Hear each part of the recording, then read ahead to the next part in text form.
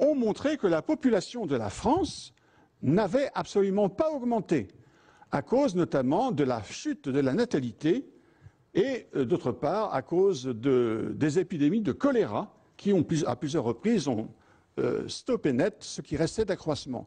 Et dans ces conditions, l'idée de faire de l'Algérie une province française par son peuplement, en tout cas par la majorité de son peuplement, est apparue très vite aux esprits lucides comme une illusion. Et cela a été exprimé très clairement dès le début des années 1860 par Ismaël Urbain, qui, dans plusieurs brochures qui ont retenu toute l'attention de Napoléon III, a expliqué que l'Algérie ne pouvait pas être une colonie de peuplement, mais que la seule politique réaliste et digne de la France, c'était une politique menée au profit de la population musulmane largement majoritaire. Et c'est cette idée qui a été reprise par l'empereur Napoléon III sous le nom de politique du royaume arabe. Mais malheureusement, cette politique n'a pas été comprise, n'a pas été admise par l'ensemble des oppositions, y compris, voire surtout, les républicains. Et donc les républicains qui sont arrivés au pouvoir en 1870 se sont dépêchés de retourner à la politique de 1848, c'est-à-dire l'Algérie divisée en départements et considérée comme un nécessaire prolongement de la France. Alors, je conclus très rapidement sur tout le temps qui nous reste jusqu'en 1954. On peut dire, pour simplifier, que cette option des Républicains n'a jamais été sérieusement remise en cause, même s'il y a eu quand même quelques tentatives de réforme visant à changer un peu le cours de la politique française en Algérie, notamment en 1919, à l'issue de la Première Guerre mondiale, les réformes décidées par Clemenceau, mais aussi et surtout, alors un fait beaucoup moins connu, les réformes qui ont été décidées par le Comité français de libération nationale, présidé par le général de Gaulle, à Alger, en 1944. Alors, on a retenu quelquefois l'ordonnance du 7 mars 1944, qui visait à donner des droits politiques dans la cité française aux membres des élites musulmanes, quelques dizaines de milliers de personnes, justifiant de certains diplômes, certains titres, mais on a oublié que cette réforme ne visait pas seulement les élites, qu'elle ne concernait pas seulement les droits politiques, mais qu'il y a eu aussi, en 1944, l'élaboration d'un plan de réforme non seulement politique, mais aussi économique et social, qui avait pour but d'élever le plus rapidement possible le niveau de vie de la masse de la population algérienne pour qu'il devienne égal à celui de la population française d'Algérie et à celui de la population française de France. Et là, nous arrivons bien au terme de la période que nous devons envisager maintenant. Très bien. Merci de cet éclairage qui montre que comment la conquête de l'Algérie s'est faite de façon un peu empirique au début. Maintenant qu'on a campé le décor, je vais donner la parole à Olivier Lecourt Grandmaison pour traiter de cette question de l'assimilation. Comme vous le savez, de l'assimilation qui, comme vous le savez, continue encore à faire débat aujourd'hui même en France. Et il va traiter de ce thème avec un grand point d'interrogation. L'assimilation était-elle un mythe républicain ou pas?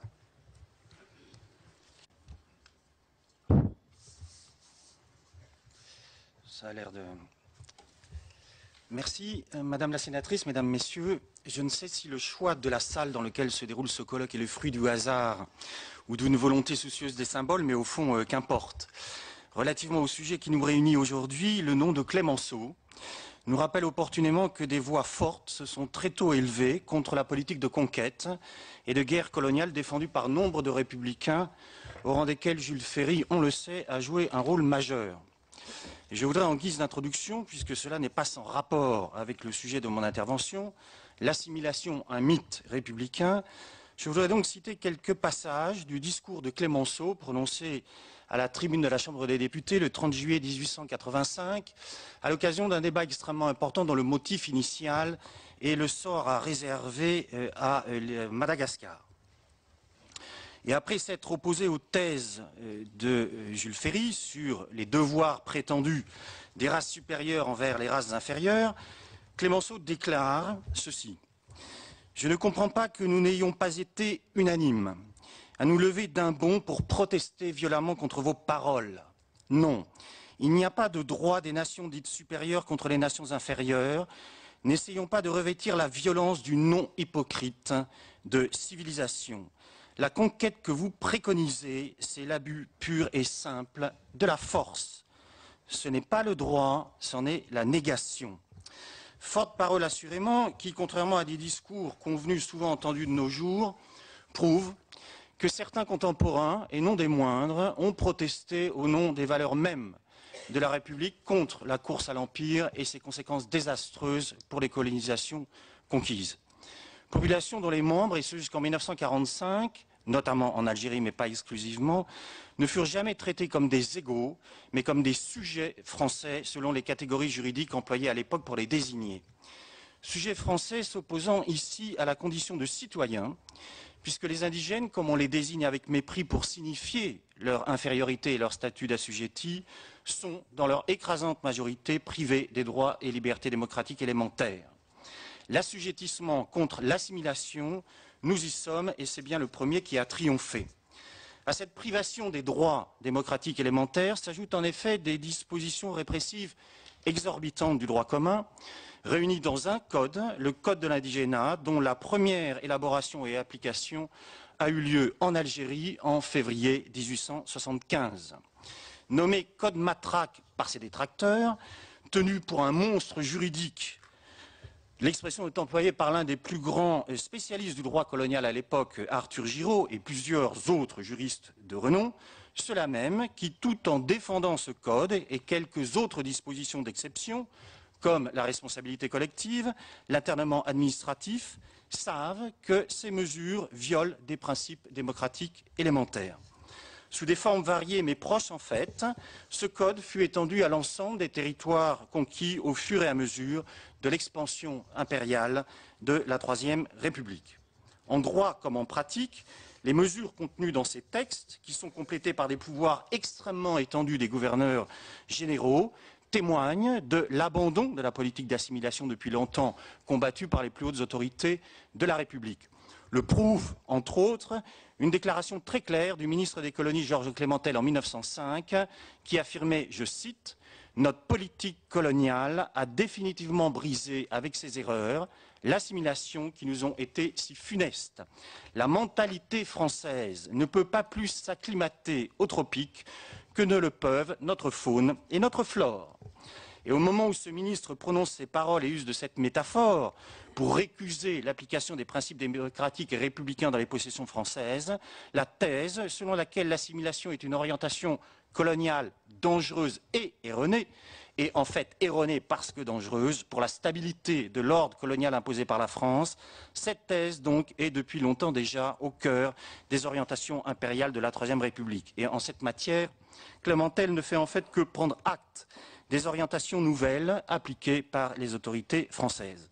Là encore, Jules Ferry a joué un rôle majeur puisque c'est lui qui, avec d'autres, a combattu avec vigueur l'assimilation au motif, comme il le soutient dans un texte consacré à la Tunisie passée sous domination française, je cite, que le régime représentatif, la séparation des pouvoirs, et ajoute-t-il, et la précision est évidemment fondamentale et aura des conséquences extrêmement importantes d'un point de vue politique et juridique, il ajoute ceci, la déclaration des droits de l'homme et les constitutions sont des formules vides de sens dans les colonies en raison, c'est l'implicite de son discours, de la présence de populations indigènes arriérées.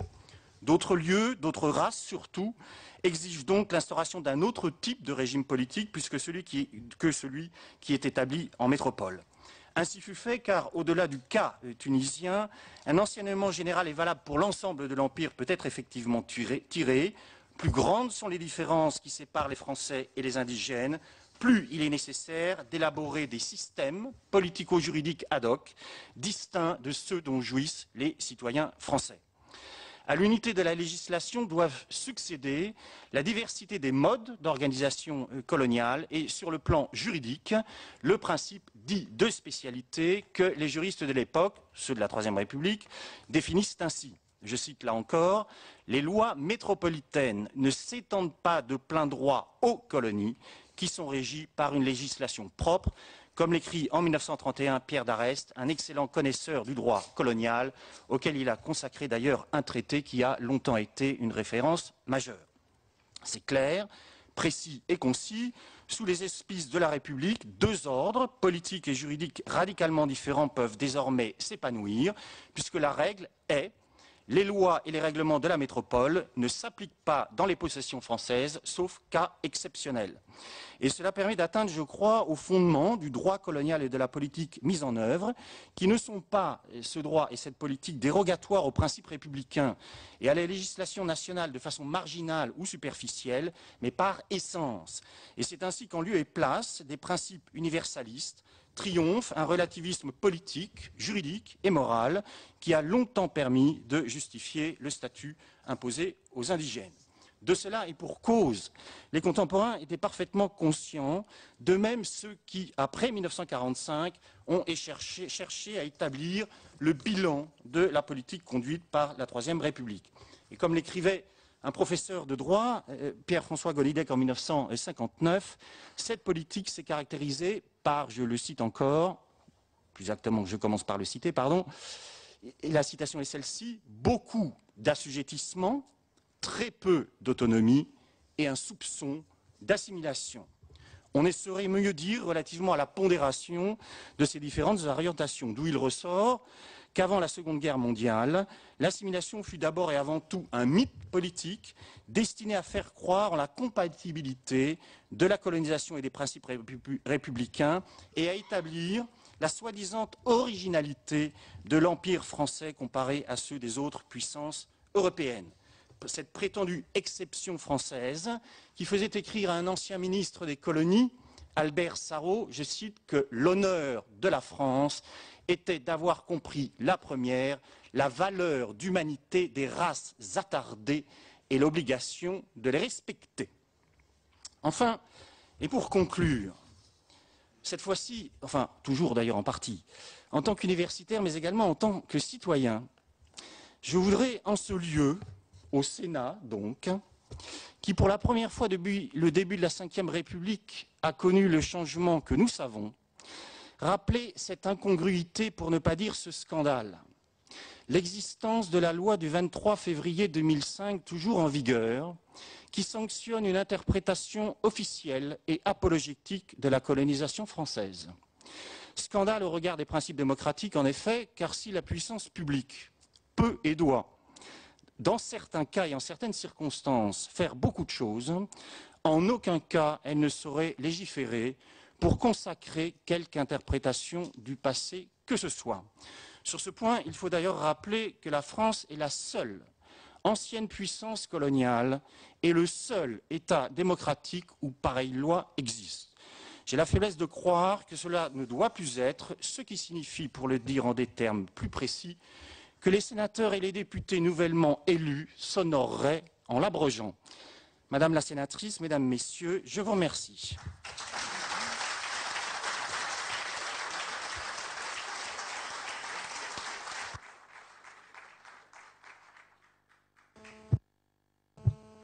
Merci Olivier Lecourt-Grandmaison pour ce rappel historique très bien documenté et de première main.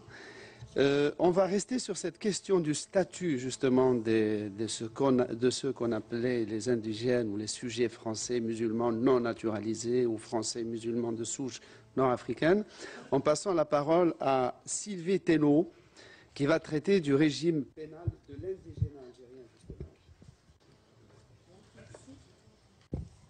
Alors effectivement, je voudrais revenir sur cette question du régime pénal de l'indigénat, non pas pour l'aborder par les textes et le droit, mais pour l'aborder dans sa pratique effective. Je trouve que c'est une question sur laquelle j'ai travaillé comme historienne, non pas à partir des textes des juristes, mais à partir de leur naissance dans les conditions concrètes de la conquête en Algérie, d'une légalisation qui en fait est fragile et incomplète, ce qui ne signifie pas que ces mesures n'existent pas et qu'elles ne sont pas très largement pratiquées et qu'elles ne sont pas discriminatoires, bien évidemment.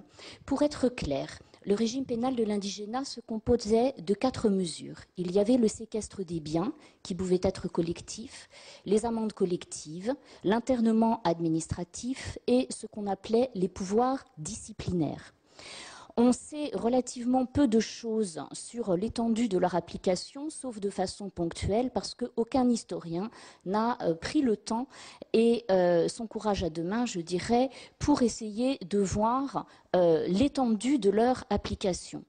Très concrètement, toutes ces mesures sont nées des pratiques des militaires qui ont été les premiers, les administrateurs de l'Algérie avec les bureaux arabes et qui ensuite, toutes ces mesures ont été transmises, je dirais, aux autorités civiles lorsque, dans la deuxième moitié du XIXe siècle, on a substitué une administration civile à l'administration militaire du pays. Pour prendre l'exemple des pouvoirs disciplinaires qui sont la partie la plus rationnellement organisée, je dirais, d'un point de vue légal de ce régime pénal de l'indigénat. En quoi est-ce que ça consistait? Ça consistait en la possibilité d'infliger des jours d'amende et de prison pour punir une liste d'infractions spéciales. Le premier texte relatif à ces pouvoirs disciplinaires est une circulaire du général Bugeaud en 1844.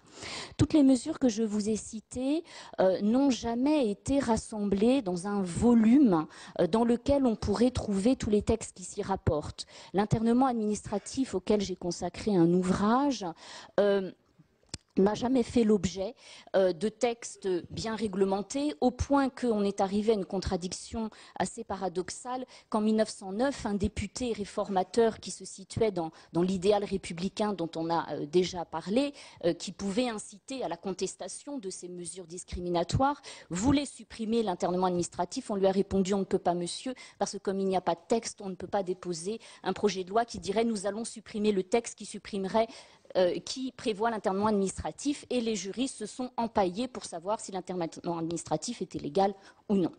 Tout ça pour dire quoi? C'est que je crois que pour moi, comme historienne, ce qui est important, c'est de voir la réalité de l'application concrète. Et là, on sait assez peu de choses. Visiblement, sur les 4 pans que je vous ai cités, je répète, amende collective, séquestre des biens, internement administratif et pouvoir disciplinaire. Donc les pouvoirs disciplinaires ont été à la fois les mieux légalisés et les plus employés.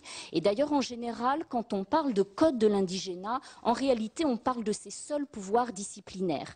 Parce que comme il y a une liste d'infractions spéciales, ça fait penser à un code.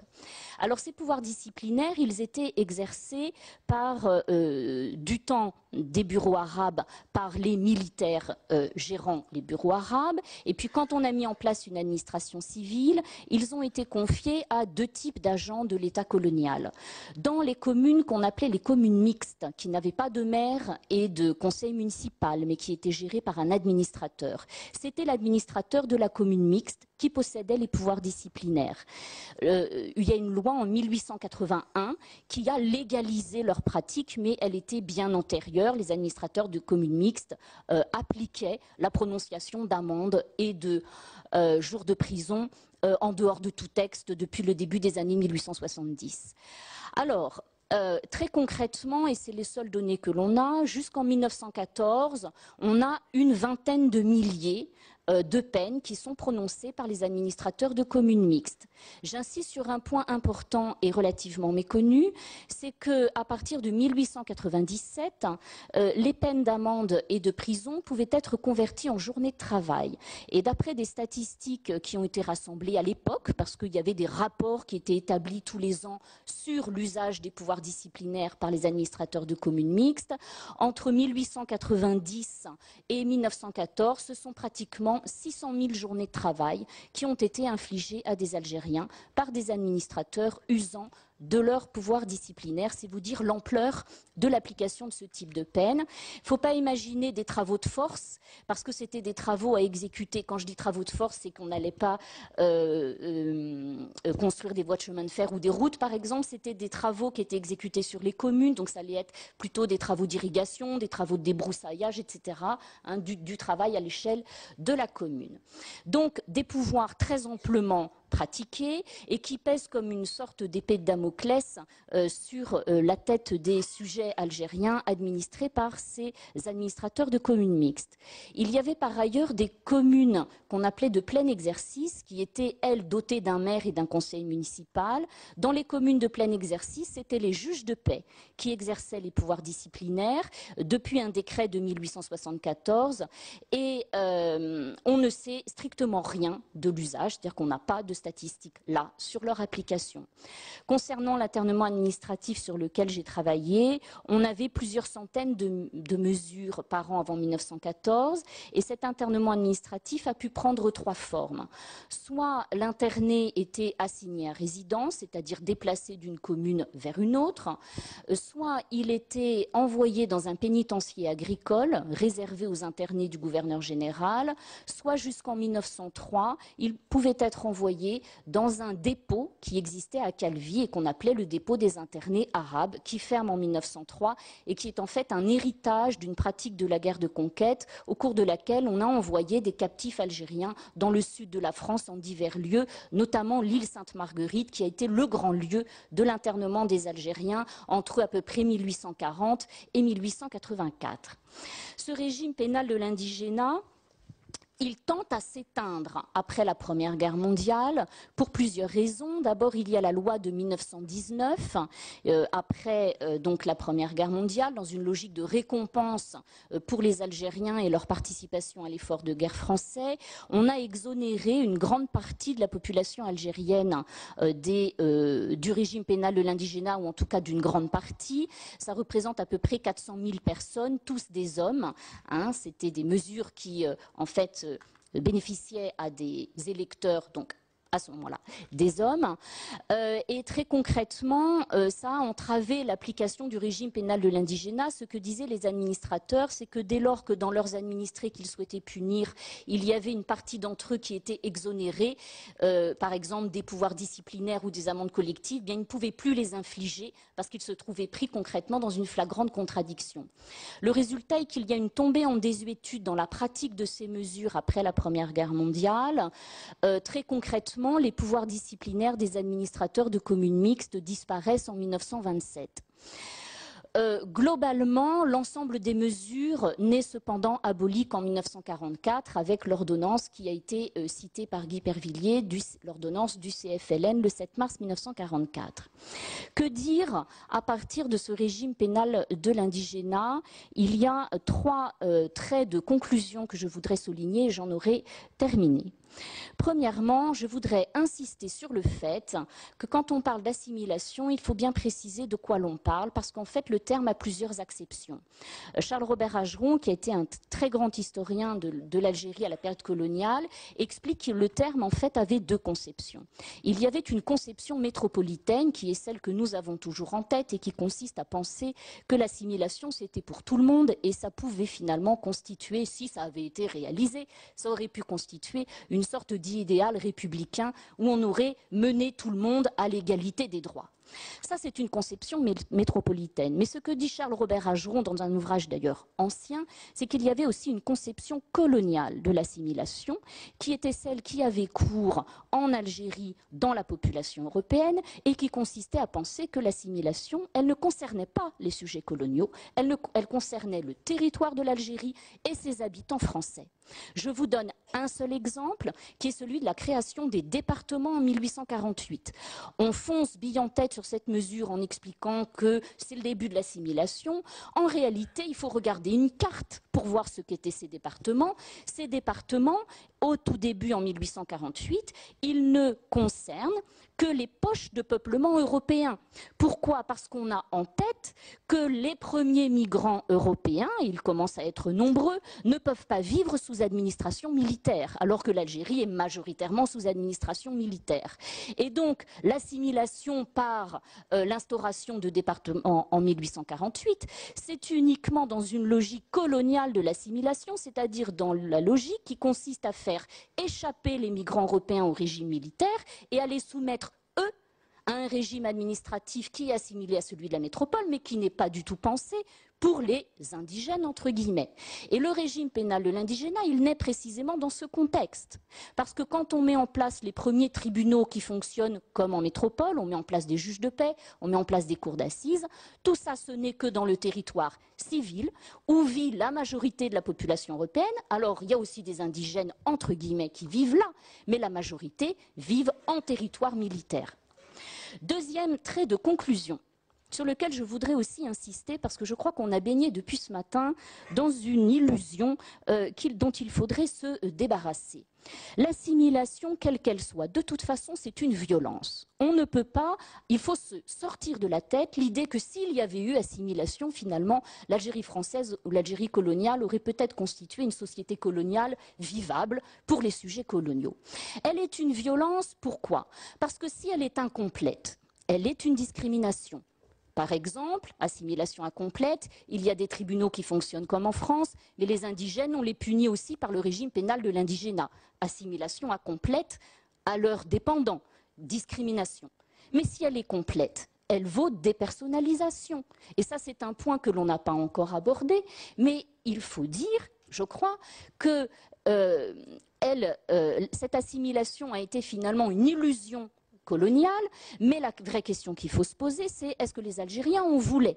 Alors, un exemple notamment, qui est celui de l'école. Bien évidemment, si l'extrême faiblesse et la quasi-absence de scolarisation des jeunes Algériens vient d'une politique coloniale, il y avait aussi des réticences, notamment dans les élites algériennes avant 1914, à l'idée d'envoyer ses enfants à l'école française, parce que l'éducation scolaire française était synonyme d'une dépersonnalisation. Donc, ayez bien en tête que l'assimilation n'est pas un idéal généreux qui aurait peut-être pu permettre à l'Algérie française de survivre, mais qu'elle est de toute façon l'expression d'une violence, soit parce qu'elle est discrimination quand elle est incomplète, soit parce qu'elle est dépersonnalisation lorsqu'elle est appliquée jusqu'au bout. Pour finir sur mon propos, et ce sera mon dernier mot, sur ce fait que les Algériens n'en voulaient pas. On en a pas mal de signes, mais qui sont relativement ignorés en France parce qu'on baigne dans ce récit de cette assimilation comme une forme d'occasion manquée. Qu'est-ce qui nous montre qu'ils n'en voulaient pas? Je prends un exemple. Dès 1887, il y a des parlementaires français qui s'inquiètent du statut discriminatoire des Algériens. Ça a déjà été souligné avec, par exemple, vous avez le discours de Clémenceau. Tout ça fait beaucoup débat dans les institutions françaises. Il y a des parlementaires français qui déposent un projet de loi visant à faire des Algériens des sujets de plein droit. Eh bien, répond immédiatement une pétition de notables de Constantine, on est en 1887, qui est signée par plus de 1000 d'entre eux et qui disent qu'ils ne veulent pas de ce projet et qu'ils ne veulent pas de la citoyenneté française. Pour finir sur l'ordonnance de 1944, qui se place aussi dans cette illusion de l'assimilation comme une solution finalement pour que l'Algérie française perdure, cette ordonnance prévoyait donc que toute une série d'Algériens suivant un certain nombre de titres ou de diplômes accèdent à une pleine citoyenneté française et on estimait que cela aurait pu bénéficier à 65 000 Algériens. Très bien, mais concrètement, seulement la moitié de ceux qui y avaient droit sont ensuite allés s'inscrire sur les listes électorales du premier collège. Et les slogans nationalistes après 1945 scandaient bien que celui qui vote est un apostat et que donc il tourne le dos au sien et à sa société. Donc voilà ce que je voulais vous dire en insistant vraiment sur cette nécessité d'en finir avec cette idée de l'assimilation comme une éventuelle solution à la colonisation. Moi, je crois personnellement qu'elle n'apportait strictement aucune solution à l'occupation d'une société et la domination d'une société par une autre.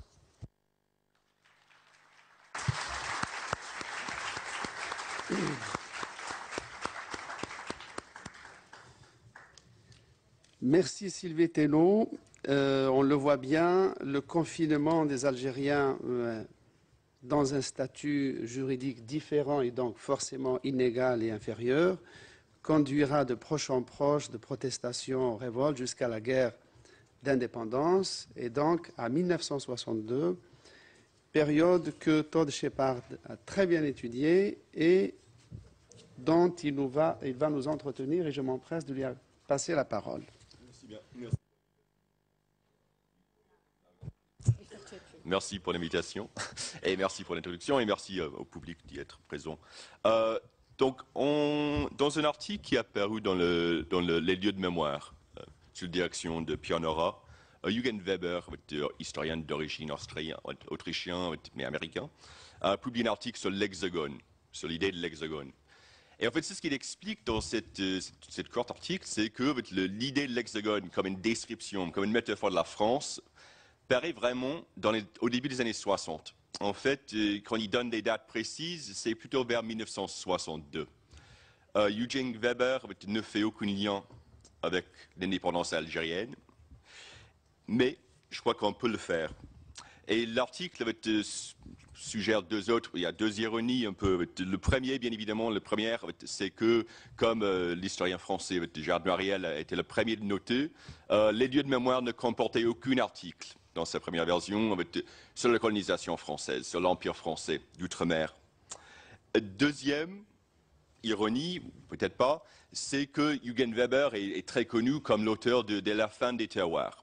Et La fin des terroirs a quelques pages, dans ses derniers chapitres, sur l'importance de l'assimilation, l'importance des exemples coloniaux, notamment algériens, pour les efforts de franciser les terroirs de la France, pour éliminer les spécificités des campagnes du sud-ouest, du nord, etc. Donc d'écarter les langues provinciales, des langues, des dialectes, des patois, d'écarter des spécificités, de forcer les gens d'être français.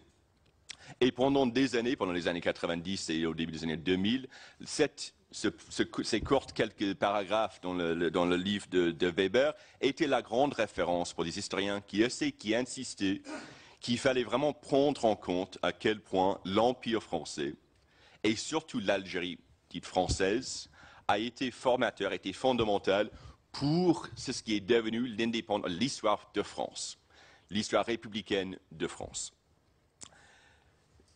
Malheureusement, ou dans des façons un peu ironiques, je dirais, l'attention nouvelle qui a été portée sur l'histoire algérienne de la France et l'histoire impériale de la France contemporaine, la France depuis la Révolution française, depuis les dernières 2 décennies, depuis 20 ans, a eu souvent une tendance d'obscurcir les rôles fondamentaux que l'Empire et en particulier l'Algérie ont joué dans ce qui est la France d'aujourd'hui, ce qui est la France contemporaine. Et je crois qu'il y a deux choses qui font qu'on a tendance à un peu mettre de côté à quel point les institutions françaises, les façons que les Français vivent aujourd'hui, ont été façonnées par l'Empire et par l'Algérie en particulier. Le premier, c'est une fixation qui est absolument fondamentale et importante, c'est-à-dire la fixation sur la violence, les conditions d'exception, à quel point ce qui était fait par la France en Algérie, dans l'Empire, était hypocrite, non républicain, ultra-violente, abnormal. C'est ce qui est vrai. Mais ce que ça permet de faire aussi, c'est d'ignorer à quel point la normalité, la vie quotidienne de la gouvernance de l'Empire, la façon que la France a fait tous les jours et la façon que la France a légiféré pour maintenir ses empires, ont eu des impacts très importants sur la gouvernance de la France et les Français d'aujourd'hui. Donc, c'est-à-dire, on fait moins attention à combien c'était semblable des deux côtés de la Méditerranée, parce qu'on est tellement fixé, souvent, je dirais avec raison, parce qu'il faut absolument mettre ça en avant, à quel point c'était une violence extrême, à quel point c'était des situations abnormales. Et ça renforce une deuxième tendance que je dirais est plutôt rassurante, c'est-à-dire une idée que l'histoire coloniale, et notamment l'histoire algérienne de la France, était une déviation dans l'histoire républicaine, que ce n'était pas quelque chose qui tenait aux valeurs républicaines, que c'était quelque chose qui aurait dû donc prend fin. C'était nécessaire, c'était inévitable que l'Empire prend fin, que l'Algérie devienne indépendante. Mais en fait, ce n'était pas inévitable. C'était quelque chose qui est arrivé. C'est arrivé en grande partie, dans le cas de l'Algérie, par la force des efforts des hommes et des femmes qui sont mis en lutte pour gagner l'indépendance. Mais quand on regarde cette vision de déviation de quelque chose qui devrait prendre fin, on écarte aussi une autre compréhension de l'histoire française, c'est surtout l'histoire républicaine, qui était à quel point cette histoire était fondée dans l'Empire. Toutes les républiques, après tout, avaient des empires, chacune de ces 5 républiques. La plupart des républicains étaient soit pour l'Empire ou n'ont rien dit contre. On l'a noté aussi, souvent, ce qui était le plus critique de la pratique impériale étaient des anti-républicains ou des gens qui faisaient aucune référence aux valeurs de la République. Donc, il faut prendre ça en compte et il faut voir à quel point c'était quelque chose qui a façonné la gouvernance de la République. Et on peut le voir vraiment, je crois, dans une façon assez claire, dans l'après-Deuxième Guerre mondiale, après 1945, après 1944. Et on peut voir à quel point des hommes politiques français et des fonctionnaires français vont faire un effort pour réconcilier, pour garder, pour inventer quelque chose de nouvel, des formes d'institutions nouvelles, souvent innovatrices, qui vont essayer de garder ces territoires face au courant de l'histoire, face aux exigences anticoloniales qui sont tellement importantes à cette époque, qui sont tellement pressantes, mais aussi pour, en fait, on voit ça très clairement dans les débats sur ces projets, d'essayer de garder quelque chose qui va prendre en compte les valeurs républicaines, mais faire autre chose avec, faire quelque chose de nouvel institutionnellement. Et on peut le voir très clairement, par exemple, dans la Constitution de 1946. La Constitution de 1946, comme toute une série de lois fondamentales de cette période, vont prendre des concepts fondateurs de la République, de l'histoire française, et essayer de les refaçonner. Prendre le mot « la République ». La République est redéfinie dans la Constitution de 1946 de la République française. La République française comprenne les départements métropolitains et les territoires nouvellement dits d'outre-mer, c'est-à-dire les anciennes colonies, les nouvelles colonies, et les anciennes colonies, et les territoires d'outre-mer, les anciennes colonies de la Nouvelle Empire, et les départements d'outre-mer, Réunion, Guadeloupe, Martinique. Tout ça, ça fait partie de la République. Donc, presque toute l'Afrique française, etc.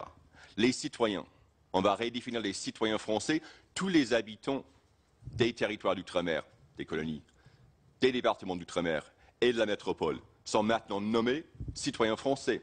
On fabrique aussi une statut de citoyen de l'Union française qui comprennent pas seulement la République, mais les protectorats, le Maroc, l'Indochine, la Tunisie. On ne donne aucune définition de quelles lois ou quels devoirs sont associés avec ce statut de citoyen français ou de citoyen de l'Union française. Mais on affirme que ça existe. Les incohérences multiples de ces nouvelles affirmations, de ces nouvelles définitions de qu'est-ce que c'est la République française, les citoyens français, sont le plus évidents en Algérie. Pour les juristes, ça reste incertain. Il y a des débats jusqu'à 1954. Est-ce que l'Algérie, les départements algériens, font partie de la métropole? C'est ce qui est affirmé par le texte. Ou est-ce que c'est autre chose? Donc, est-ce que l'Algérie, c'est la métropole ou pas? On ne sait pas. Ce n'est pas clair juridiquement. Pour ces départements algériens, il y a 3. Ils deviendraient 12 et puis 15 pendant la guerre d'Algérie.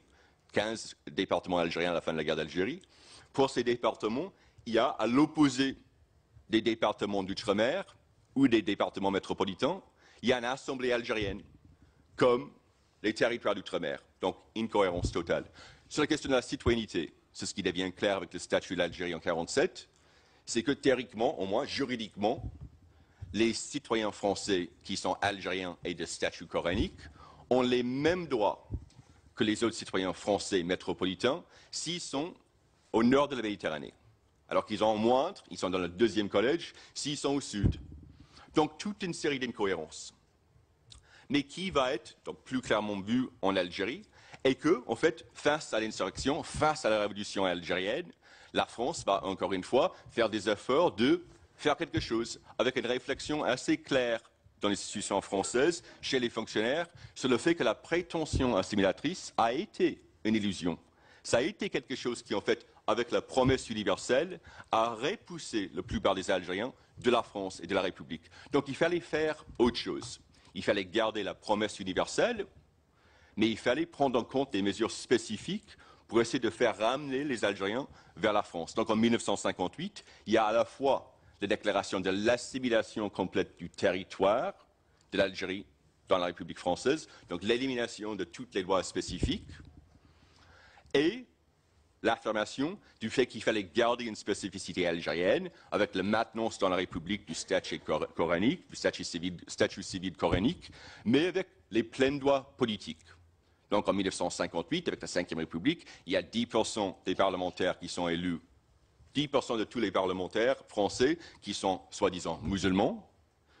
Il y a l'affirmation qu'ils sont des citoyens de plein droit, mais toute une série de lois exceptionnelles. Donc on connaît le plus important de ces lois exceptionnelles, les lois répressives qui prétendaient éliminer le nationalisme par la force, mais aussi une série de lois exceptionnelles, qui donc exceptionnelles à cette promesse d'assimilation complète des territoires, qui proposait de donner plus de possibilités aux soi-disant musulmans pour qu'ils deviennent des pleins citoyens, pour qu'on renverse la tendance qui était fabriquée dans le nom de l'assimilation, qui a repoussé la plupart des Algériens de la République, de l'égalité promise avec l'autre citoyen français. Donc, ce qu'on voit ici, c'est toute une série de possibilités imaginées par les républicains à ce moment pour essayer de redresser les incohérences. Mais des incohérences, des efforts qui aussi révèlent à quel point la République, la 4e mais surtout la 5e République, a été fondée sur un effort de garder l'Algérie française, de faire rentrer les Algériens dans la République. Et c'est ce qu'on voit à la fin de cette guerre, cette fausse promesse de « on peut garder l'Algérie si on change tout », ce n'est pas l'élimination de toutes ces différences. Ces institutions restent en place et ils sont en fait renforcés avec la sortie de l'Algérie de la République française en 1962. Mais on a tendance à oublier ça, à effacer cette histoire algérienne de la France. Et une façon qu'on a oublié ça, c'est encore une fois une fixation sur un débat qui est que sur les valeurs de la République. Et cette idée qu'il n'y a que les valeurs qui sont en jeu, ça aussi, c'est catalysé par la fin de la guerre, où enfin les républicains ou une défense républicaine se lève pour défendre la République. Et ce n'est pas contre la torture, ce n'est pas contre les violences massives qui subissent les Algériens, c'est contre le terrorisme de l'OS, qui est vu comme donc la menace grave qui va pas seulement gangréniser la République, mais qui menace de faire capoter la République. Donc dans une défense républicaine, la gauche et la droite gaulliste vont se retrouver pour cibler le vrai ennemi de la République, donc pas les Algériens, mais ces Algériens, ces Européens qui refusent la fin de l'Algérie française. Et c'est dans cette défense républicaine et défense des valeurs que la gauche va se mettre avec De Gaulle et que le gouvernement de De Gaulle va aussi pouvoir imposer toute une série de réformes pour sortir la France de l'Algérie, mais des réformes comme par exemple la mise en place de l'élection directe du président, une redéfinition de la statut de ce qui était vu comme les propositions de la Ve République, dans une façon qui était vue comme exceptionnelle pendant la guerre, mais qui devient définitif en 1962. Donc, pour dire que si on regarde de proche des choses qui nous semblent, avec raison, d'être incohérentes, de n'avoir aucun sens de nos jours, et surtout d'avoir eu très peu d'effet sur la vie des Algériens eux-mêmes, on peut quand même voir que ces efforts institutionnels, cet effort de garder l'Algérie française, à longtemps duré, a été en partie une défense tellement violente de cette Algérie française, en partie parce que l'Algérie française, le gouvernement de l'Algérie française et l'Empire en général a été très important pour faire de ce qui est la République française aujourd'hui, ses lois, ses institutions et la façon que les Français eux-mêmes sont gouvernés par la République actuelle.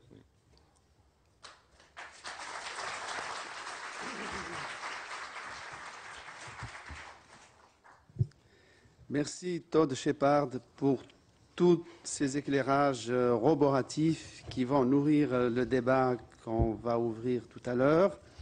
Mais auparavant, pour conclure, je vais donner la parole à Christelle Tarot, qui a beaucoup travaillé notamment sur la prostitution coloniale, dans cette Algérie coloniale où les mariages mixtes étaient très rares et où les rapports dans la prostitution étaient les seuls rapports, presque les seuls rapports sexuels, de traiter donc de la question du genre et surtout du statut de la femme dans l'Algérie coloniale. Oui, merci évidemment de cette invitation. Je suis extrêmement heureuse de pouvoir participer à cette journée d'études sur l'amitié franco-algérienne, évidemment, et de participer très modestement avec les quelques réflexions que je vais faire maintenant. Alors en fait, ma communication est un petit peu décalée dans le temps, puisqu'on m'avait plutôt demandé de parler du rôle des femmes pendant la guerre d'Algérie, donc je vais essayer très rapidement de tenir les deux bornes chronologiques, si je puis dire. Je voudrais commencer dans ce lieu très symbolique par une citation d'une grande femme politique française, Olympe de Gouges, qui en 1791 rappelait que si les femmes ont le droit de monter à l'échafaud, elles doivent avoir le droit de monter à la tribune. Et je suis bien aise de pouvoir ici m'exprimer en leur nom collectif. Je suis aussi... Je suis extrêmement émue aussi de parler de l'engagement des femmes algériennes dans la guerre, car je trouve que les femmes en général et les femmes algériennes en particulier sont toujours le parent pauvre d'une historiographie qui est pourtant extrêmement prolixe. Alors je voudrais commencer mon intervention en parlant du double confinement, voire du triple confinement auquel sont confrontées précisément les femmes algériennes pendant la colonisation française, ce triple confinement, évidemment, qui est lié au fait d'abord qu'elles sont femmes, dans un monde doublement dominé par les hommes de leur propre société, bien sûr, et bien évidemment par la colonisation, qui est une très importante entreprise virile. Je ne peux pas développer cette question, bien sûr, mais peut-être qu'elle donnera lieu à des échanges entre nous ensuite. Donc des femmes qui sont d'abord dominées en tant que femmes, qui sont dominées aussi en tant que femmes pauvres, puisque l'essentiel des femmes algériennes pendant la colonisation française sont des femmes issues des classes populaires, et particulièrement des classes populaires de la paysannerie. L'essentiel de la population algérienne vit dans les campagnes, où les femmes, évidemment, ont un statut très difficile. Et puis, par ailleurs, elles sont soumises, évidemment, comme les hommes de leur société, au statut de l'indigénat, qui a été, évidemment, très bien évoqué par mes collègues. Or, ce qui est très intéressant, c'est que dès le début de l'Algérie coloniale, la question des femmes est centrale, et elle est centrale pour de très nombreuses choses, puisque vous imaginez bien qu'il ne peut pas y avoir de colonisation sans femmes. Par définition, les femmes sont absolument essentielles à la colonisation, puisque sans femmes, les hommes ne restent pas. Ce qui enracine les hommes dans la terre, c'est évidemment le fait qu'ils construisent des familles, se reproduisent, etc. Or, les femmes françaises et européennes sont peu nombreuses dans le début de l'Algérie coloniale, ce qui pose évidemment immédiatement le problème du partage des femmes, de ce que j'ai beaucoup travaillé, le partage des femmes, et ce que vous évoquiez, la question de la mixité sexuelle. Comment est-ce qu'on va gérer le fait pour un certain nombre d'hommes français et d'hommes européens d'avoir accès aux femmes algériennes. Et donc il y a des débats très intéressants, très importants pour savoir quelles modalités doivent prendre évidemment ces relations. Doit-on passer par le mariage légal, ce qui pose évidemment beaucoup de problèmes, notamment juridiques. D'autant que, comme vous le savez, les femmes françaises, par exemple, sont soumises au Code civil depuis 1804 et qu'elles suivent le statut de leur mari. Ce qui voudrait dire qu'une Française qui épouse un Algérien suit le statut, évidemment, d'indigène de son épouse, qui, dans un contexte colonial, pose un certain nombre de problèmes. Donc la mixité sexuelle, la question du mariage, la question de la prostitution, mais plus encore, la question des femmes devient un enjeu civilisationnel, et c'est là qu'on rejoint en fait la thématique de l'assimilation, puisque dans de très nombreux discours de l'époque, tout au long de la période, on comprend bien qu'à travers les femmes, on pense pouvoir assimiler la population algérienne. Et à de très nombreux moments et dans de très nombreux textes, on comprend bien que les femmes algériennes sont supposées, pensées, théorisées comme plus assimilables et plus assimilées que les hommes, et que, bien évidemment, à travers elles et à travers les enfants, on pourrait accéder précisément à cette utopie de l'assimilation dont nous parlait Sylvie Thénault tout à l'heure.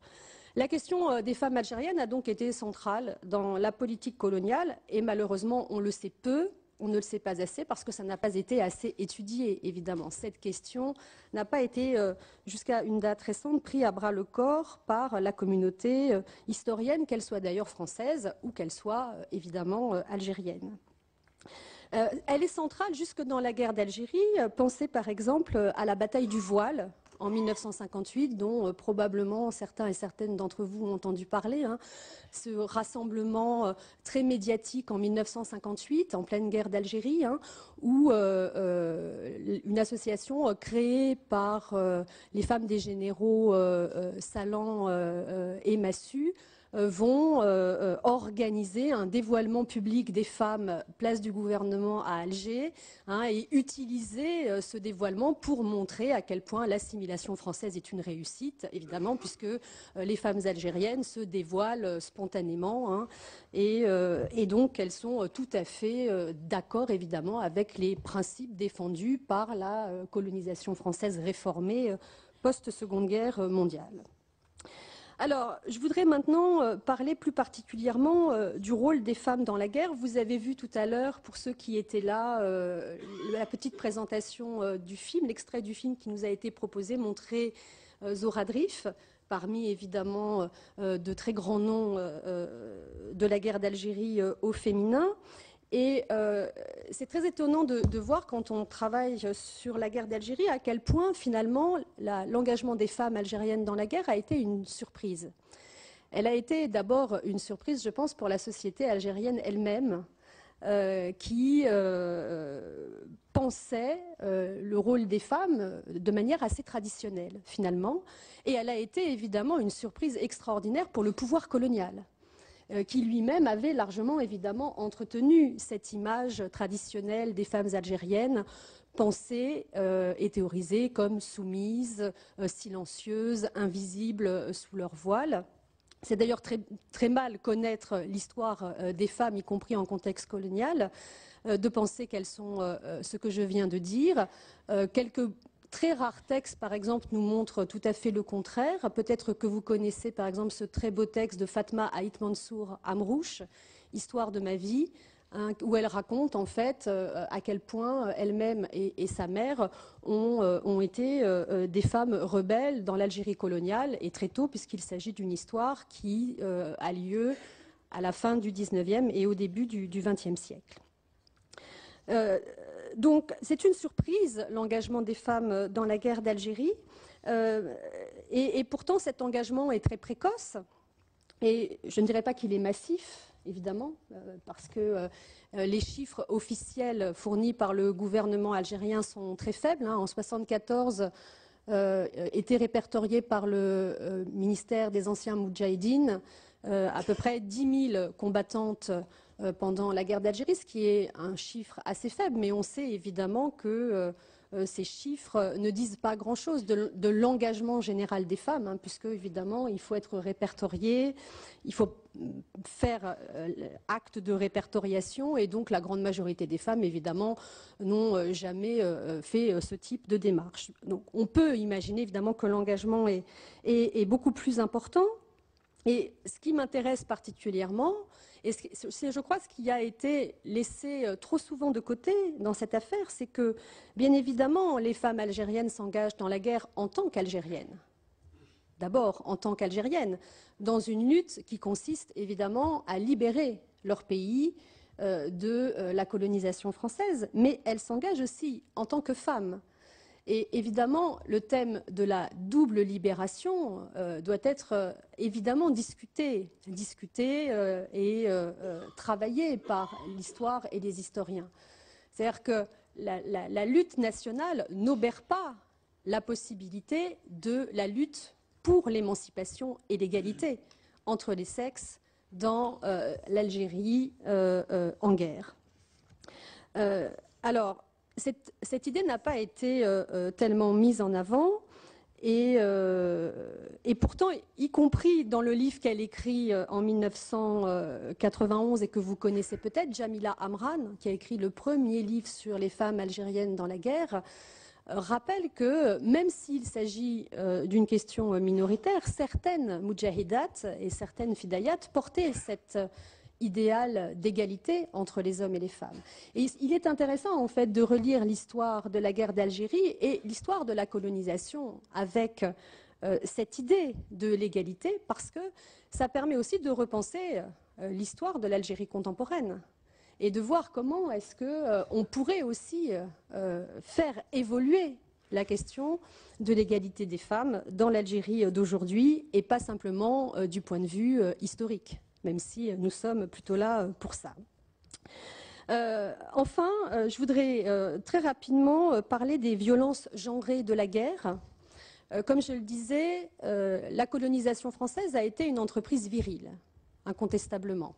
Olivier Lecourt-Grandmaison le rappelait tout à l'heure quand il rappelait l'importance de la force dans la colonisation. Albert Sarraut disait en 1921 dans un livre très célèbre: au départ, la colonisation n'a pas été un acte de civilisation, ça a été un acte de force, un acte de pénétration, un acte de violence. Donc la colonisation a été une entreprise virile et la décolonisation l'a été aussi, évidemment. Et il est tout à fait évident que, à travers la guerre de libération et à travers ce que je viens d'évoquer sur l'égalité entre les sexes, s'est joué aussi du côté des Algériens une volonté réelle de retrouver leur statut d'homme, plein et entier, évidemment. Et la guerre a donné lieu, évidemment, à un certain nombre de violences qui ont entamé d'un côté et de l'autre cette question de la virilité, au travers, évidemment, d'un des grands problèmes, d'une des grandes douleurs, d'une des grandes souffrances de la guerre d'Algérie, qui est évidemment la question du viol comme arme de guerre. Alors, cette question du viol, évidemment, on la connaît particulièrement à travers l'affaire Djamila Boupacha, que vous connaissez probablement, qui est l'une des grandes affaires, évidemment, peut-être la plus grande affaire du viol pendant la guerre d'Algérie, mais maintenant un certain nombre de travaux parlent de ces questions. Mais quand on parle du viol pendant la guerre d'Algérie, on parle souvent du viol des femmes. Mais par exemple, peut-être Todd pourra nous dire quelque chose là-dessus, il y a aussi la question du viol des hommes, parce qu'on ne comprend pas pourquoi est-ce que la question des violences sexuelles se serait arrêtée évidemment aux hommes. Donc il y a dans la question de la guerre d'Algérie toute une série en fait de problèmes liés aux femmes et au genre qui permettent d'en donner une nouvelle lecture, une lecture plus complexe, une lecture qui permet de renseigner le passé, mais aussi évidemment de travailler pour l'avenir. Donc je terminerai là-dessus maintenant et je reprendrai peut-être un certain nombre de choses pendant le débat.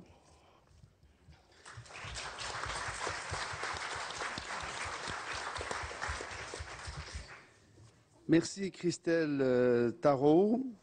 Il nous reste à peu près 45 minutes pour un échange que j'imagine bien pimenté.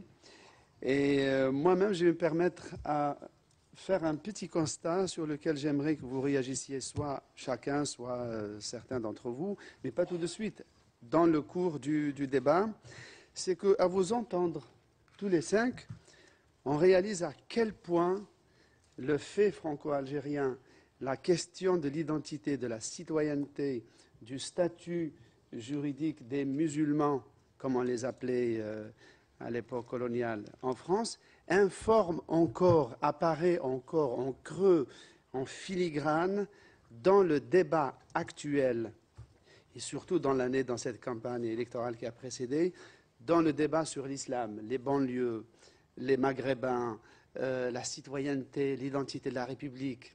Et surtout ce thème que nous avions, ce leitmotiv dans toute cette campagne et tous ces débats, on a l'impression, on nous présente l'idée que la République a constamment proposé, comme sur un plateau, ce modèle républicain aux indigènes et aux peuples coloniaux, et que ceux-ci ont toujours plus ou moins rejeté et refusé. Or, à vous entendre, on a l'impression que ce modèle républicain n'a jamais été sincèrement et concrètement proposé aux peuples indigènes, comme on les appelait.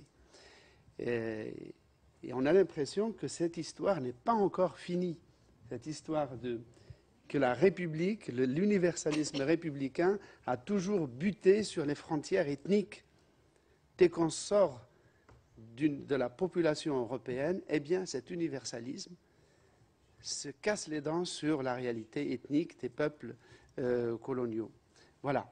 Maintenant, le débat est ouvert. Et alors, comment on va procéder? On va prendre peut-être des séries de questions, et ensuite vous allez répondre à chacun si vous êtes interpellé personnellement. Alors, Monsieur Levallois, déjà.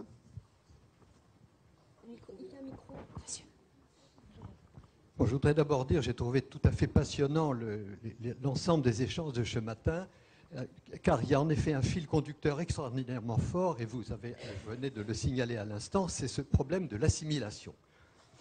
Et je trouve que ça a été décliné vraiment dans tous ces domaines, enfin dans toutes ces variations, mais il y a un point qui manque, et je dirais c'est celui-ci. En fait, il y a trois éléments dans l'assimilation. Il y a ce que vous avez appelé l'assimilation territoriale, c'est-à-dire l'Algérie, c'est un territoire français.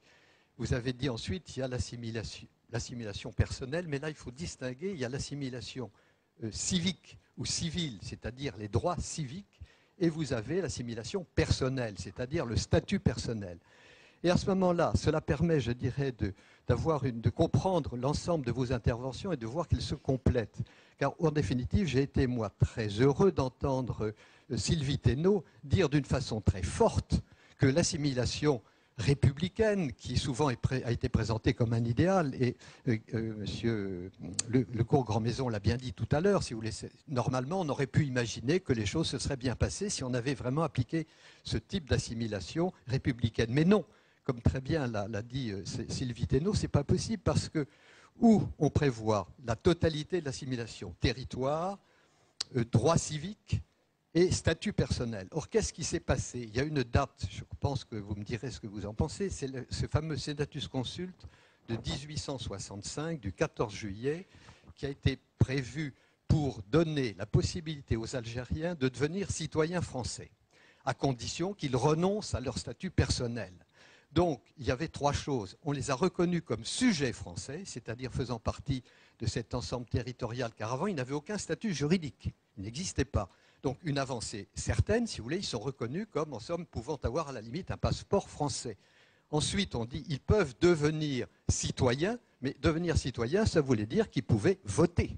Et voter aux élections communales, aux élections des conseils généraux, et éventuellement plus loin pour élire des députés. Mais qu'est-ce qui s'est passé à ce moment-là? Des gens comme Ismaël Urbain, et j'ai été sensible au fait que Guy Pervillet les citait tout à l'heure, qui lui voyait les choses du côté des Algériens, bien que français, hein, enfin c'était un métis qui avait épousé une Algérienne, on ne revient pas là-dessus, il y avait deux solutions. À ce moment-là, Urbain a essayé d'obtenir que l'on décide qu'il y aurait une sorte de naturalisation collective, c'est-à-dire que la totalité des Algériens auraient été considérés comme des citoyens de l'Algérie, citoyens français. Ça voulait dire qu'ils auraient eu le droit de vote. Et à ce moment-là, en effet, il y a eu une campagne, il suffit de lire la presse de l'époque, qui a dit « mais c'est pas possible, on ne peut pas imaginer que des gens qui sont polygames, enfin vous voyez tout ce qu'on a pu décliner, tous ces indigènes finalement, deviennent citoyens français, et la majorité en fait dans les institutions politiques locales. Et toute l'histoire de l'Algérie, en somme jusqu'à 1946 et après, c'est jouer là-dessus, c'est-à-dire qu'on ne peut pas, en définitive, aller jusqu'au bout de l'assimilation, c'est-à-dire considérer qu'on est citoyen et garder son statut personnel en devenant citoyen. Et finalement, l'assimilation vue par la plupart des Français et des colons a été de toujours demander l'assimilation territoriale pour pouvoir dire on refuse le statut personnel. S'ils ne veulent pas abandonner leur statut personnel, les indigènes algériens ne peuvent pas devenir citoyens français. Et c'est ce qui a permis, si vous voulez, de maintenir en permanence le deuxième collège, ou le fait même qu'ils ne votent pas. C'est finalement au nom de cette assimilation territoriale et politique, si vous voulez, que l'on a refusé, en maintenant, en reconnaissant le statut personnel. On ne peut pas être français en gardant son statut personnel. Et tout le problème était là, et ça s'est joué, si vous voulez, avec ce Senatus Consul du 14 juillet 1965, où on n'a pas rendu possible l'intégration dans la citoyenneté tout en gardant son statut personnel. Et c'était valable à l'époque pour les Juifs et pour les Israélites et pour les musulmans. Voilà ce que je voulais dire. Merci, Monsieur Levallois. Je rappelle que vous avez écrit 2 ouvrages consacrés à Ismaïl Urbain. Madame, ensuite Gilbert Meignet, ensuite Monsieur. Il y a Monsieur tout au bout là-bas. Et le Monsieur tout au bout. Je vous prie d'essayer d'être le plus bref possible, le plus concis plutôt. Je voudrais simplement rappeler que la conquête d'Alger a été décidée sous la Restauration par Charles X et que c'était justement pour effacer l'échec de cette restauration. Donc on voulait une diversification. Par exemple, comme en 1824, il avait été décidé la conquête de l'Espagne. Or, donc, tout de suite après, quelques jours, à la fin de juillet des journées de 1830, à ce moment-là, il y a le régime de Louis-Philippe.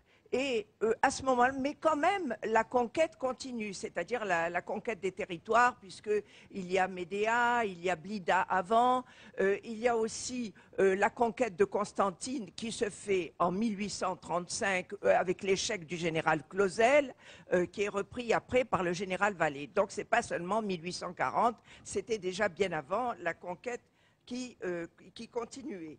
Bon, et ensuite, je voudrais tout simplement ajouter une remarque à la brillante intervention de Mme Tarot pour dire simplement que nous avons assez, nous, Algériennes, que soient toujours mis en exergue ces fameuses moudjahidettes, parce qu'en réalité, ça a peut-être été une surprise pour le colonisateur de voir l'engagement de la femme algérienne, mais la femme algérienne, c'était qui à l'époque pendant la colonisation? Je parle surtout des femmes dans les classes paysannes, dans ces classes pauvres qui étaient la majorité. Eh bien, c'était tout simplement la gardienne des valeurs de l'islam. Entendons-nous, pas de l'islam auquel voudraient nous confronter certains intégristes maintenant, mais la valeur tout simplement de leur religion, comme dans les campagnes françaises, les paysans étaient attachés à la religion catholique pour la plupart. Donc c'était ces gardiennes, le roumi, comme elle l'appelait, n'était pas vraiment de leur monde, de leur religion, c'était l'étranger. Donc ces femmes ont véhiculé ces valeurs. Et je peux dire que j'ai vu, moi, originaire d'Alger même, des tas de femmes, des bonnes qui portaient dans leur couffin des armes, des millions, et qui passaient à la barbe des parachutistes quand il y avait la bataille d'Alger. Et pour elles, ça ne causait pas problème parce qu'elles risquaient d'être arrêtées à tout moment, d'être torturées par la suite, mais elles le faisaient parce qu'elles considéraient ça, que c'était leur devoir de défendre les enfants. Et dans les montagnes, c'était les femmes qui cuisaient les kessras, qui cuisaient le pain pour le donner. Merci. Donc il y avait un lien d'appartenance avec les moudjahidines. Alors s'il vous plaît, c'est une grande partie des femmes algériennes qui ont participé à la Merci guerre. beaucoup. Merci bien.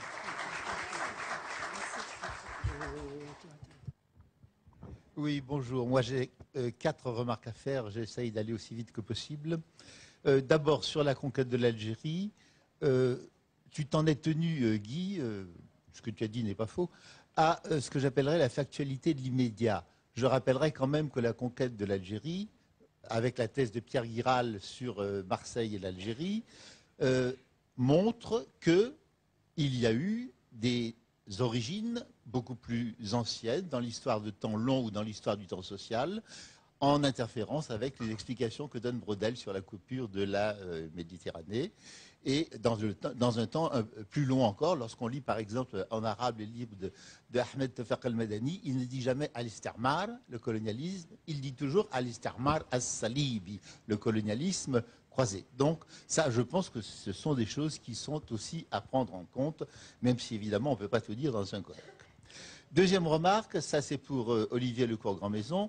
Je rappelle que j'ai été un de ceux qui ont lancé le comité de lutte contre la loi de février 2005 et que nous avons organisé à Lyon il y a exactement 6 ans de cela, un colloque, ça s'appelait « Pour une histoire critique et citoyenne, en finir avec les pressions officielles et les lobbies de mémoire ». Ça a été publié à la Découverte en 2008 et ça vient d'être publié à Alger par les éditions INAS il y a quelques mois, en français et en arabe. Troisième remarque, sur ce qu'a dit Sylvie Thénault. Je rappelle que pour l'école, il faut faire une différence, j'ai étudié cela, entre l'avant et l'après-guerre de 14. C'est vrai qu'avant la guerre de 14, ça c'est une thèse connue, l'école française a du mal à s'imposer, il faut dire qu'il n'y en a pas beaucoup non plus, mais qu'après la guerre de 14, après le passage de 300 000 hommes jeunes algériens de l'autre côté de la Méditerranée, c'est exactement l'inverse qui se produit. Dans les années 20, on refuse du monde. Les écoles refusent du monde parce qu'il n'y a pas assez de place pour les accueillir. Donc je crois qu'il faut faire la différence entre les périodes. D'autre part, sur les occasions manquées, bon, je me suis empaillé assez souvent avec le regretté Ageron pour savoir ce qu'il en est. Moi, je lui disais, il n'y a pas eu d'occasion manquée parce qu'il n'y a pas eu d'occasion tentée. Bien. Or, en témoigne ce que dit Ahmed Koulaxis dans sa thèse « Les socialistes et l'Afrique du Nord » et qui a été corroborée par la très très longue interview que j'ai faite de Farhat Abbas en avril 72. Il a été reçu par la commission du suffrage universel en 1931. Et on lui a dit, mais monsieur Abbas, vous voulez quoi? On veut le droit de vote, on veut élire des députés. Ah mais c'est pas possible, vous avez le code personnel musulman. C'est pas possible du tout. Eh bien alors, vous savez ce que vous faites? Vous nous faites un décret Crémieux. Vous l'abolissez, ce code musulman. Évidemment, moi je vais râler, je vais protester, mais finalement, la violence triomphe toujours. Réponse du bon juriste français, ah mais non, votre code personnel musulman, on ne veut pas y toucher, nous sommes trop respectueux de l'islam. Bon, autrement dit, on avait un discours, ce discours n'était pas assumé et il était même nié. Dernière chose que je remarque, c'est une adresse et simplement une communication à Christelle Tarot. Les livres sur les femmes sont souvent pas écrits en français. Par exemple, la thèse superbe, et c'est un travail de terrain de l'algérienne, enfin de l'algéro-canadienne, Rim Seferjeli de l'Université d'Ottawa, va enfin être éditée. Elle s'appelle « Fight with us women, we will emancipate you ». C'est un travail remarquable. C'est ce qu'il y a de mieux sur la question, à mon sens. Je signale aussi, mais là, c'est pas encore prêt d'être... Merci. Encore merci. deux titres. Il ne nous reste plus que 20 minutes. Et on aimerait... Encore deux titres, oui, parce que je tiens à dire ces titres. Le PhD de Natalia Vins sur Mujahidat in Independent Algeria n'est pas du tout connu non plus. Vient de paraître il y a 3 jours, enfin, et là je vous promets que je me tais, le livre de Fariel Lalami sur les femmes algériennes contre le code de la famille. Je vous promets que j'en ai terminé. Merci infiniment. Donc maintenant, merci beaucoup pour toutes ces précisions. Alors, une dernière question, la plus concise possible, s'il vous plaît, pas de contre-conférence, et parce que pour que le maximum, non, celle qui par ordre chronologique, et après vous. Non, il était avant vous, le monsieur. Ouais. Bonjour, je vais me présenter. Je suis Abel Zouani, journaliste. Je ne vais pas poser de questions. Je vais simplement dire merci. Merci pour cette vérité. Merci à l'ambassadeur d'avoir choisi ces perles de l'histoire, parce que si je reprends la parabole du Christ des noces de Cana, on a toujours l'impression que le meilleur va venir après, et là on a déjà le meilleur, et j'espère que ce qui viendra après va être superbe. Vraiment, vous venez de rendre justice, justice à l'histoire, et l'histoire, grâce à vous, retrouve ses lettres de noblesse. Merci pour cette vérité. C'est tout ce que j'avais à dire. Je n'ai pas de questions. J'ai envie simplement de vous dire merci. Eh bien, ainsi soit-il. Monsieur.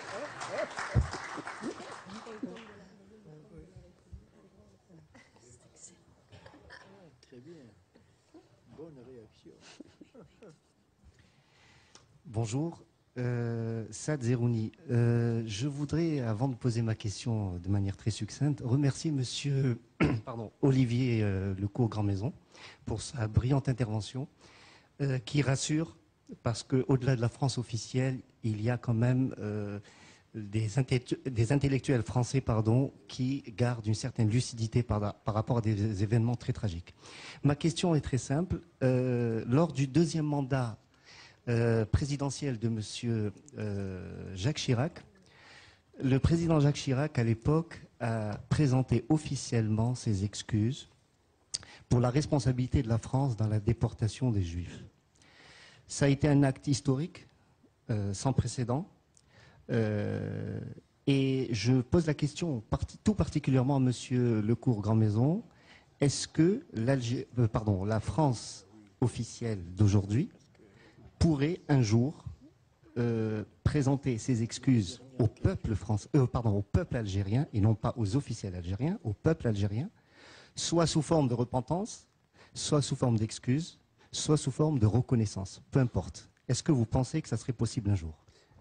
Merci, on a pris note de votre question. Une dernière intervention et après je donne la parole aux conférenciers parce qu'il nous reste, on est quand même pressé par le temps, 20 minutes. Oui, Monsieur. Très brièvement, par rapport à ce qui a été dit de très stimulant sur le régime d'exception du Code de l'indigénat et les développements qu'en a fait ensuite Sylvie Thénault. Il y a eu une couche nouvelle qui a été apportée de 1901 à 1931 à cet édifice et qui est plein de sens et plein de conséquences parce que ça sert de modèle au cours même de la guerre d'Algérie, comme Sylvie Thénault l'a très bien étudié dans ses ouvrages. C'était la création de tribunaux indigènes d'exception, tribunaux répressifs d'exception, qui ont été instaurés en 1901, qui en rajoutent une couche parce qu'il ne s'agit plus simplement de donner aux militaires puis à l'administration des pouvoirs de répression judiciaire, mais d'introduire en Algérie un mode d'organisation des tribunaux vis-à-vis des sujets indigènes qui notamment supprimait le droit d'appel. Ce qui est important, c'est qu'à l'époque, ça a donné lieu au sein du camp républicain à un débat extrêmement vif. Il y a eu un débat en 1903 à l'Assemblée où toute une partie de républicains y ont vu quand même une atteinte insupportable aux droits de l'homme. Deuxième aspect, je termine là, qui dit exception veut dire théorie raciale. Alors ça peut être la rhétorique républicaine qui ne gênait personne à l'époque sur les races attardées qu'il fallait amener à la civilisation. En Algérie, ça a pris une forme plus théorique, psychiatrique. Il y a eu une école psychiatrique d'Alger, Antoine Porot, qui a théorisé dans des articles qui à l'époque étaient acceptés comme allant de soi la propension criminelle de l'indigène algérien. C'était le titre d'un de ses articles célèbres. C'est important parce que ce genre d'approche fait encore des petits. Lorsqu'on nous explique aujourd'hui qu'il y a un fanatisme inné de la population musulmane et d'origine algérienne notamment, ça découle directement de ces théories. Je rappelle aussi que Frantz Fanon, c'est dans la critique, il était lui-même psychiatre, de cette théorisation raciale qu'il a jeté les bases de son propre cheminement vers son engagement pour la libération nationale.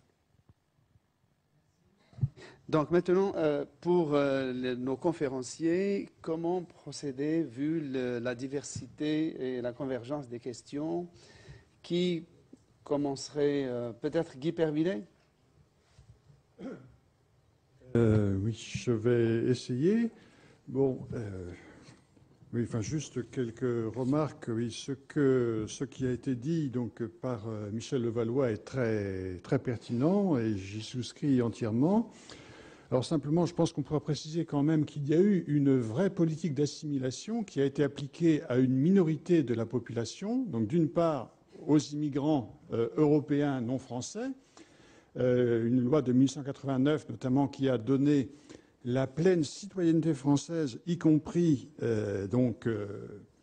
la soumission à toute loi française, le code civil par exemple, et donc l'attribution des droits civiques intégraux donc aux enfants d'immigrés, espagnols, italiens, maltais, etc., nés sur le sol algérien, c'est-à-dire sur le sol français. Et puis, il y a eu aussi la politique d'assimilation appliquée aux Juifs à partir de 1870, puisque les Juifs qui faisaient partie des indigènes soumis au code du statut, enfin, au Senatus Consulte du 14 juillet 1865 ont reçu, avec le décret Crémieux de 1870, la citoyenneté française pleine et entière. Donc il y a eu une vraie politique d'assimilation qui a été un plein succès, mais seulement au bénéfice d'une minorité. Et puis, à part cela, oui, je pourrais répondre à Gilbert Meignier et à la dame qui a parlé avant. Effectivement, j'ai été très, très expéditif pour essayer de résumer un processus qui en fait a été très compliqué. On peut dire que d'une part, l'idée de prendre Alger a été proposée avant juillet 1830. En particulier, depuis une vingtaine d'années, il y a eu au moins 2 propositions de prendre Alger, enfin, faites par des Français, plus quelques autres proposées à la France par des étrangers. Mais si on remonte encore plus loin dans le temps, il y a eu en fait une succession de grandes phases tout à fait contradictoires, puisque au XVIe siècle, François Ier a défini une politique très originale d'alliance avec les Turcs pour combattre Charles Quint, qui lui menait la croisade contre les Turcs et contre les barbaresques. Au contraire, au XVIIe siècle, la France, à la suite de la conversion d'Henri IV du protestantisme au catholicisme, est revenue à une politique de croisade jusqu'aux années 1680. Et puis de nouveau, elle s'est rapprochée de l'Empire ottoman. Les relations étaient plutôt calmes au XVIIIe siècle, mais à la fin, comme je l'ai dit, de nouveau, l'idée de prendre Alger est revenue. Mais d'autre part, comme je l'ai dit, la prise d'Alger le 5 juillet 1830 par le gouvernement de Charles X n'a pas entraîné une volonté immédiate, malgré cela, de conquérir toute l'Algérie et d'en faire une terre française. Et il y a eu une improvisation avec d'abord la non-décision d'évacuer, qui est devenue dans les faits une décision de rester en 1833-34. Ensuite, une politique de conquête limitée et enfin, en 1840, la conquête totale. Donc tout est beaucoup plus compliqué que ce que j'ai dit. On l'a bien compris, vous nous l'avez bien expliqué. Merci Guy Pervillet. Alors, Olivier Lecourt, Grand Maison. Pardon, sur 3 points très rapidement. Sur la question de l'assimilation, je crois qu'il aurait fallu éventuellement, je le dirai là très vite, traiter aussi de la façon dont en métropole, pendant l'entre-deux-guerres et après 1945, il est traité de celui qui est appelé immigré nord-africain, enfin bref, et qui, notamment dans la thèse célèbre de Georges Bocot, grand spécialiste de l'immigration, notamment de ce qu'il appelle avec petite pointe, assurément, de condescendance l'émigration exotique. Et dans l'émigration exotique, qui est en fait une émigration coloniale, l'ouvrier nord-africain, notamment d'origine algérienne, est considéré, pour des raisons qui sont ethnico-raciales, comme inassimilable dans la métropole. Et c'est cette thèse qui fonde aussi la dangerosité de la présence des ouvriers et des travailleurs nord-africains en métropole comparativement aux ouvriers ou aux immigrés d'origine européenne qui peuvent présenter dans certains cas un certain nombre de dangers, mais dont les dangers ne sont pas à chercher dans leurs caractéristiques ethnico-raciales, mais bien plutôt dans des caractéristiques politiques. Je pense en particulier aux Italiens, accusés entre autres par Mocot, mais par d'autres aussi, de porter le trouble parmi la classe ouvrière française en raison de leur combat antifasciste.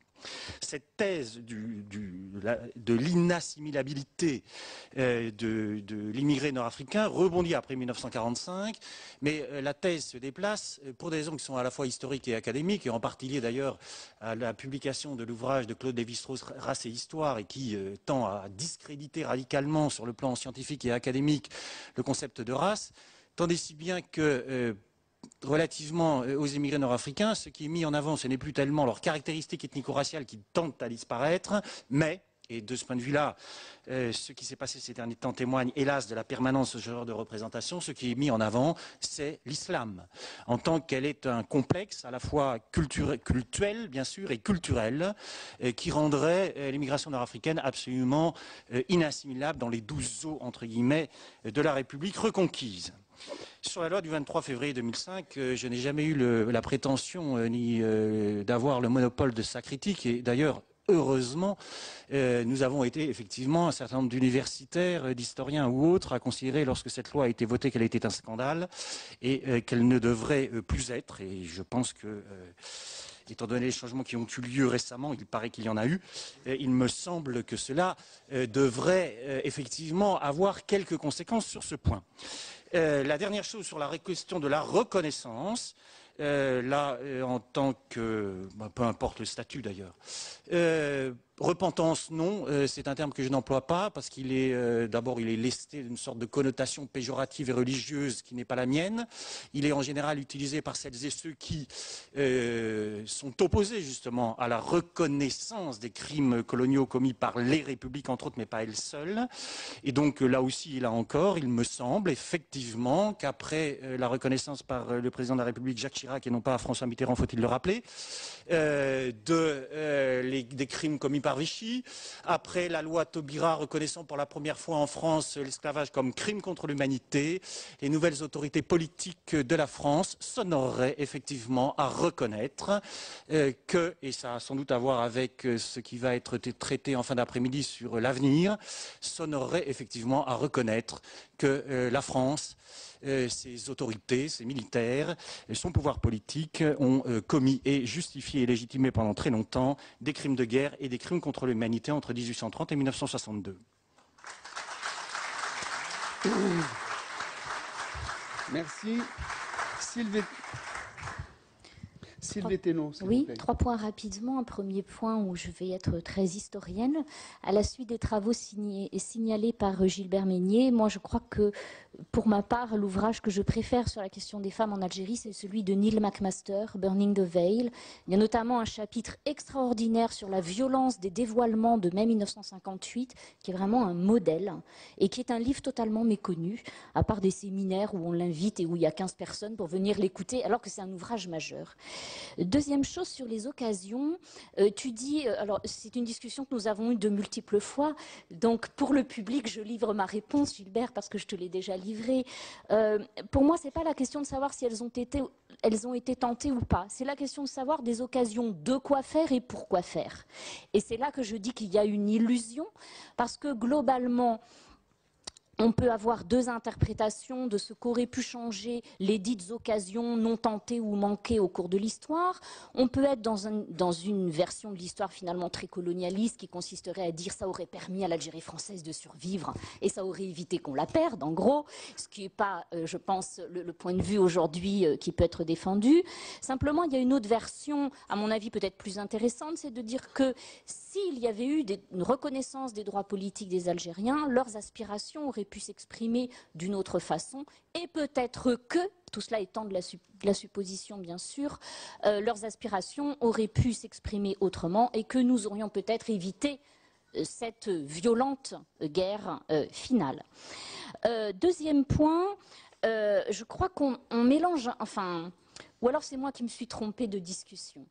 On a beaucoup parlé aujourd'hui et jusqu'à maintenant de la politique métropolitaine en parlant de l'assimilation. C'est un thème intéressant et il est évident que quand on parle de cette politique, on pose des questions à la France d'aujourd'hui et au régime républicain.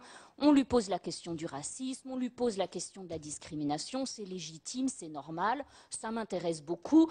Je dois dire, cela dit, que quand on regarde historiquement la société française, y compris métropolitaine, de toute façon, le régime républicain a passé son temps à contrevenir à ses principes généraux et à ses valeurs. Je ne rappelle pas les femmes, je ne rappelle pas les vagabonds, je ne rappelle pas les prostituées. Il y a des rapprochements intéressants à faire, à mon avis, entre les modalités de traitement des populations stigmatisées et exclues de métropole, où je pense aussi aux étrangers, et le traitement des sujets coloniaux. Je ne veux pas dire que c'est la même chose, mais je crois que vraiment le régime républicain, on peut l'interroger de toutes les façons. Et en tant que citoyenne, moi, la leçon que j'en tire, c'est qu'il faut toujours être vigilant et ne pas croire que parce qu'on vit en régime républicain avec des valeurs affichées et des textes de droit qui proclament un certain nombre de principes, eh bien, tout va bien dans notre société. Tout n'a pas été mal qu'aux colonies, c'est ça que je veux dire, et vigilance, elle est toujours de mise. Quand je disais que je m'étais trompée peut-être de débat, c'est que je veux dire qu'à mon avis, aujourd'hui, la vraie question à poser, c'est comprendre ce passé. Et que pour comprendre ce passé, il faut dépasser la question de la politique métropolitaine. La politique des gouvernements métropolitains, elle ne nous permet pas de comprendre ce qui s'est passé en Algérie de 1830 à 1962. Ce qu'il faut, c'est aller dans la société coloniale. Et donc, on peut passer des heures à parler de la politique métropolitaine, des réformes tentées ou pas tentées, de la contradiction qu'il y a avec le régime républicain, mais nous sommes tout à fait en dehors de la société coloniale, et ce qu'il faudrait pour comprendre ce qui s'est passé, c'est tenter de la pénétrer un peu mieux, et y compris de se poser la question, ce que j'essayais de faire très rapidement tout à l'heure, de savoir, et les Algériens, ils l'ont vécu comment, cette colonisation? Ils n'ont pas vécu qu'une politique décidée à Paris avec toutes ces contradictions, c'est un environnement social qu'il faut essayer de restituer. Voilà, j'en ai terminé.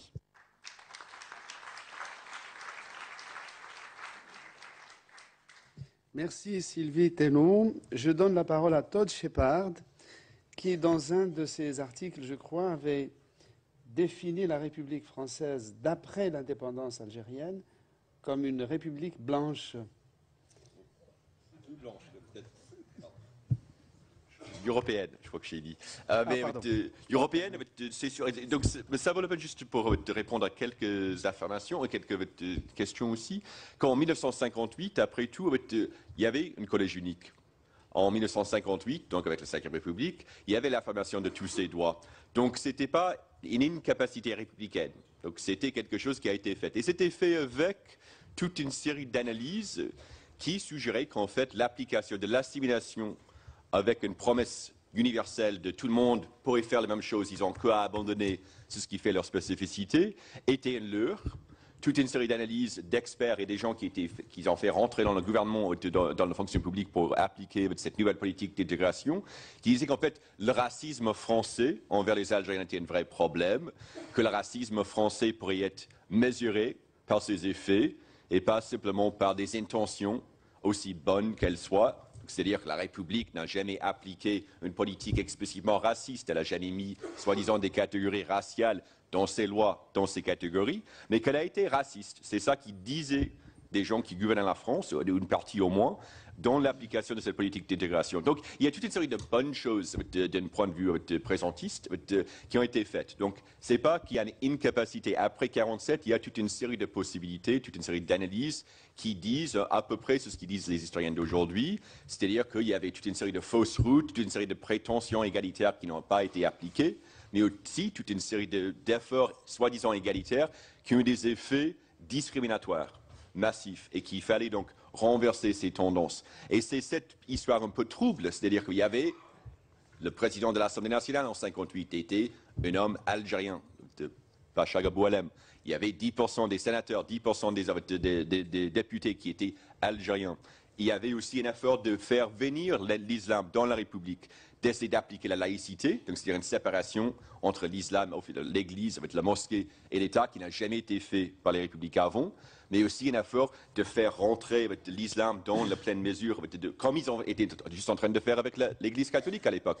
Je vous rappelle, 1959, c'est la loi de Debré qui fait rentrer l'Église dans l'école privée. Donc c'est une période d'invention qui, il faut comprendre comment ça a été effacé. Une façon qu'on efface, c'est-à-dire qu'on efface à quel point l'Algérie et les Algériens ont joué un rôle, pas seulement dans les guerres pour faire libérer la France de la menace allemande ou autre, mais aussi dans la façon que les républiques ont été construites. Et après 1962, pas seulement on fait en sorte, la République fait en sorte d'exclure les Algériens de la citoyenneté républicaine, donc ils enlèvent, en dépit des accords d'Évian, ils enlèvent la citoyenneté de plein droit, de la nationalité de naissance des Algériens, et on efface cette histoire algérienne, africaine, mondiale de la France, républicaine, pour faire en sorte que tout ce qui était française vienne de la France, tout ce qui a été fait pour la République viennent de la France. Ce n'était pas les colons, c'est les pieds noirs qui ont été mauvais, ce n'est pas les Français qui étaient responsables.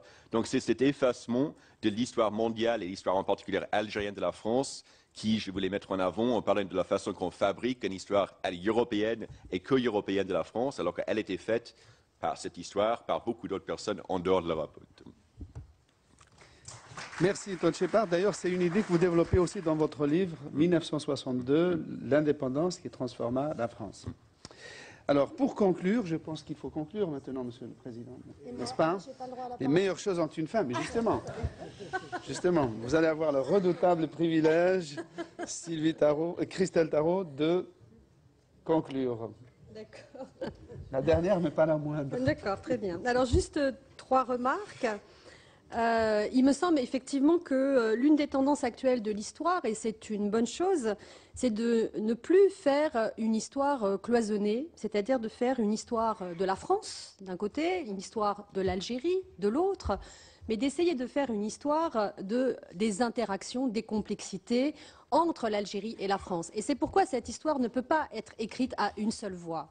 Elle doit nécessairement être écrite à 2 voix, c'est-à-dire qu'elle doit être nécessairement écrite entre les Algériens, les Algériennes et les Français et les Françaises qui sont dans une histoire partagée, pour le pire ou pour le meilleur, mais cette histoire est partagée et on doit la faire ensemble. Donc ça, c'est le premier point que je voulais évoquer.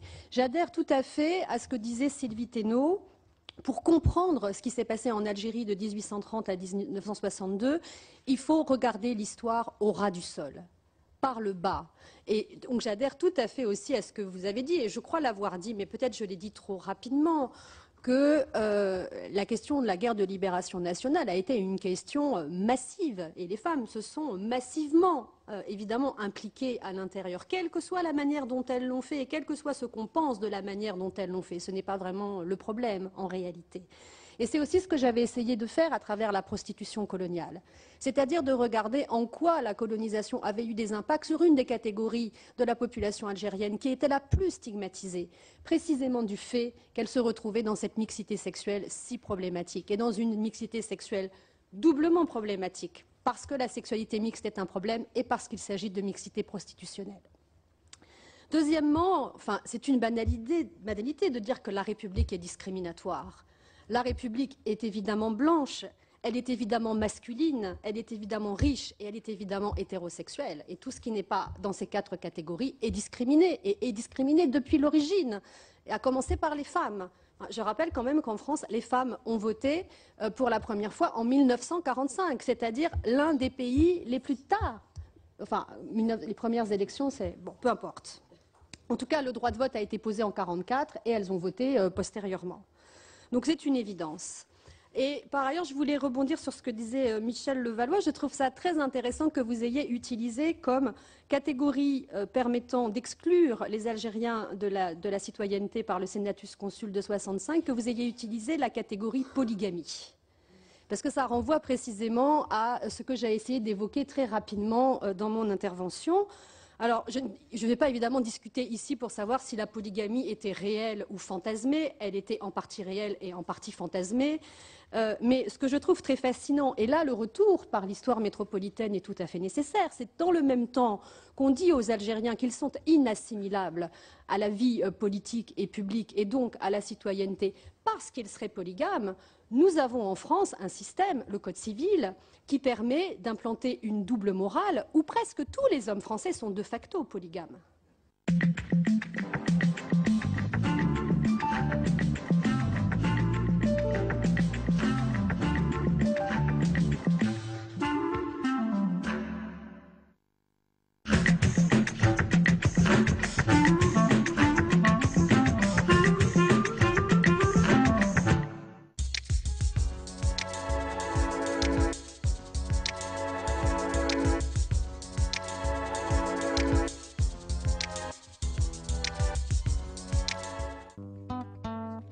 Les institutions républicaines ne sont pas toujours aux couleurs de la société.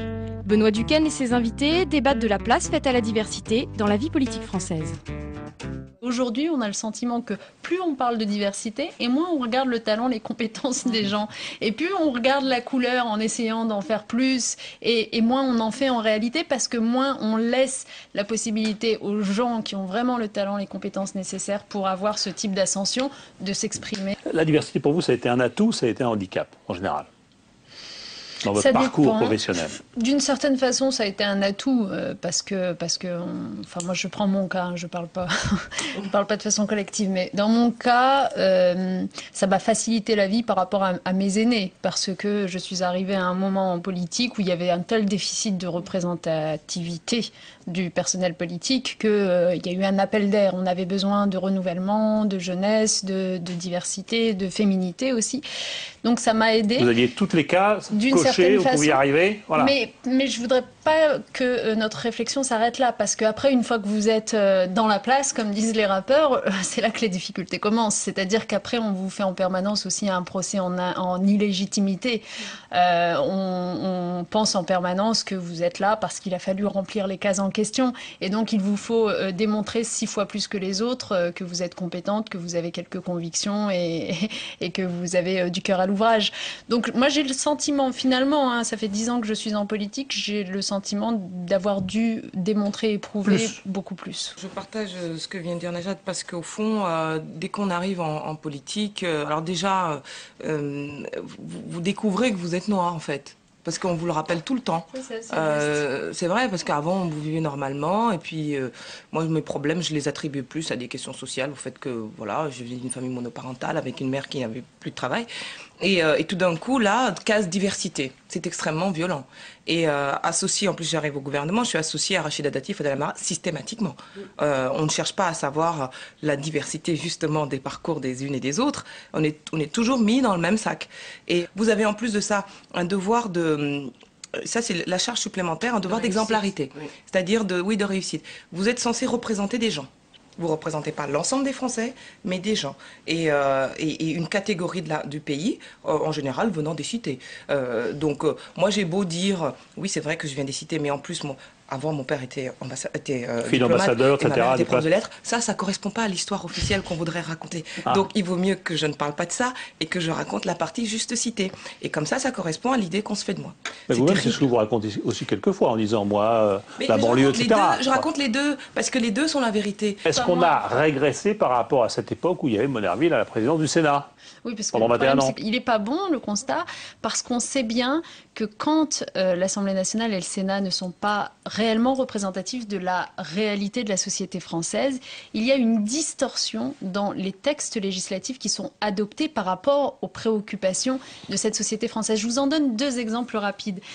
Par exemple, est-ce qu'on aurait eu une loi sur l'abolition de l'esclavage s'il n'y avait pas eu Christiane Taubira pour la défendre à l'Assemblée nationale? Oui. Voilà. Est-ce qu'on l'aurait eu s'il n'y avait pas eu Christiane Taubira pour la porter? Je suis sûre que non.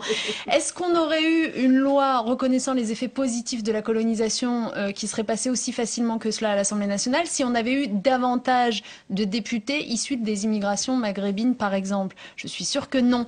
Elle est là, la distorsion. Et aujourd'hui, par exemple, au-delà de la couleur de peau, vous n'avez pas suffisamment d'ouvriers à l'Assemblée nationale. Et donc, vous n'avez pas... 2% alors qu'ils représentent 23% de la population, un truc comme ça. Vous n'avez pas une suffisante prise en considération des problématiques auxquelles sont confrontés les ouvriers ou les classes populaires de manière générale, ou les gens des banlieues. Est-ce que vous avez suffisamment de représentants à l'Assemblée nationale venant des banlieues ou des femmes? C'est ça, c'est la distorsion dans le travail législatif. La pluralité de la société française, c'est pas simplement l'issue de l'immigration, c'est est-ce qu'il y a les classes populaires, est-ce qu'il y a des femmes, est-ce qu'il y a... C'est ça, la pluralité de la société populaire, et pas simplement est-ce qu'on a une affiche Benetton. Alors comment faire? Les quotas, je ne crois pas que la France soit un pays de quotas. Donc il faut vraiment commencer par... Il faut faire un travail sur soi. Il faut que les élites, les gens qui ont des responsabilités, que les partis politiques acceptent les femmes plutôt que de payer pour ne pas les avoir, qu'ils acceptent d'ouvrir leurs portes. C'est les partis politiques, les entreprises... Mais ils accepteront sous la pression. Je veux dire, personne n'a jamais... C'est ce que disait Nenja, c'est-à-dire s'il n'y avait pas eu des députés d'outre-mer pour avancer la question, et s'il n'y avait pas commencé par un mouvement social en 1998, 10 ans, il y en a marre de la manière dont on raconte la fin de l'esclavage, l'abolition de l'esclavage. Il faut aussi signaler que les esclaves y ont contribué et qu'il faut quand même que la France reconnaisse ça. Si tu n'avais pas eu ce mouvement, Ça ne serait pas tout d'un coup, il n'y a pas une flamme qui serait descendue dans la tête. Mais je pense que le mouvement, il est déjà là. Je ne dis pas qu'il n'est pas, il est là. Donc vous dites quoi? Vous dites un peu de contrainte, un peu d'autorité dans la politique, comme dans l'entreprise, comme partout. Et les pratiques, elles sont changées. On le sait, par exemple, pour les femmes. On sait que les pratiques par rapport aux femmes n'ont pas été changées parce que tout d'un coup, simplement, on s'est dit, bon, on va être quand même plus gentil avec elles parce que quand même, elles font tout ça, elles s'occupent des enfants, elles font tout ça. Non, ça a été quand même, il a fallu aussi prendre des choses. CDD, CDI, intérim, quel sera le contrat de travail de demain? Élise Lucet et ses invités s'intéressent au rapport des salariés avec le monde du travail. Si on regarde la situation aujourd'hui, oui, il y a une précarité croissante, hein, même si la majorité des contrats de travail en stock sont encore et très largement des contrats à durée indéterminée. C'est vrai que l'accès à l'emploi, très souvent, se fait aujourd'hui au travers de CDD, par exemple, et ça s'accentue. Puis le chômage qui augmente, les pertes de droits. CDI est en danger. Quelle est la proportion de CDI signés par rapport aux premiers contrats qui sont signés? En stock, on est encore à 75%, à peu près 80% de CDI dans le travail, à peu près. Un stock global des contrats qui existent. Oui. Maintenant, la majorité des contrats, 2 tiers des contrats, un peu plus de 2 tiers même des contrats pour des jeunes qui arrivent sur le marché du travail, c'est... Je crois que c'est 80%. Oui, 2 tiers, ça dépend. Oui, enfin, c'est du CDD. 2 tiers, c'est moins d'un mois. Ou du CDD, voire pire que le CDD. Parce que c'est ça aussi, c'est ce qu'on appelle les stages, où c'est pire que le CDD. Et ça, bon, ça c'est significatif aussi d'une période de crise, en France comme ailleurs. Écoutez, je suis assez largement d'accord avec ce qui vient d'être dit d'une manière générale, sinon que je ne le place pas dans la même perspective.